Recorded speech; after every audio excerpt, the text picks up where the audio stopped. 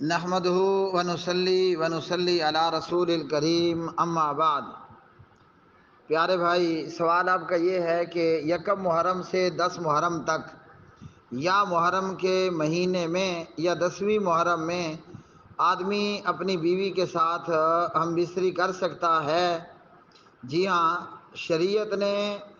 ایک شادی شدہ آدمی کو بیوی کے ساتھ یا بیویوں کے ساتھ ہم بستری کرنے سے مرد عورت کو اس وقت روکا ہے جب خاوند بیوی حالت احرام میں ہوں۔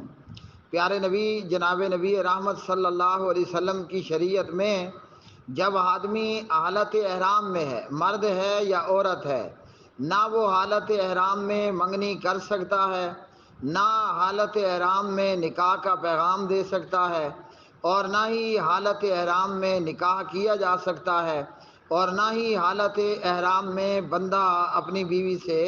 ہم بستری کر سکتا ہے۔ اس کے علاوہ پورا سال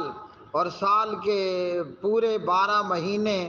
آدمی کو اپنی بیوی کے ساتھ دن ہو یا رات ہو ہم بستری کرنے کی ممانعت نہیں ہے، بلکہ رخصت عام ہے۔ جن لوگوں نے یکم محرم سے 10 محرم تک یا محرم کے مہینے میں یہ بات بنا رکھی ہے کہ یکم سے 10 تک یا 10 محرم کو آدمی اپنی بیوی سے ہم بستری نہیں کر سکتا، یہ ان کے اپنے منہ کی اور اپنے پیٹ کی بنائی ہوئی بات ہے، جبکہ پیارے نبی صلی اللہ علیہ وسلم نے ماتم کرنے والیوں کے اوپر لعنت کی ہے، اسی طرح ماتم کرنے والوں پر بھی لعنت ہے۔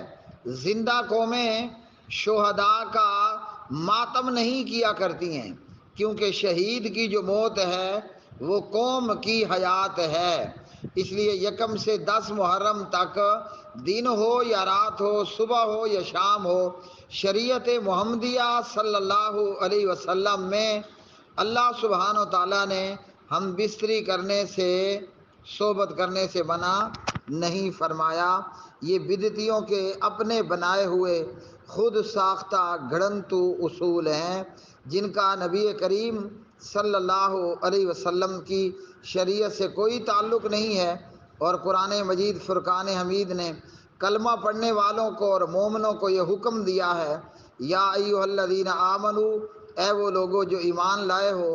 ادخلوا فی السلم کافہ، اسلام میں پورے کے پورے داخل ہو جاؤ، ولا تتبعوا خطوات الشیطان، شیطان کے قدموں کی پیروی مت کرو، انہ لکم عدو مبین، شیطان تمہارا کھلا دشمن ہے۔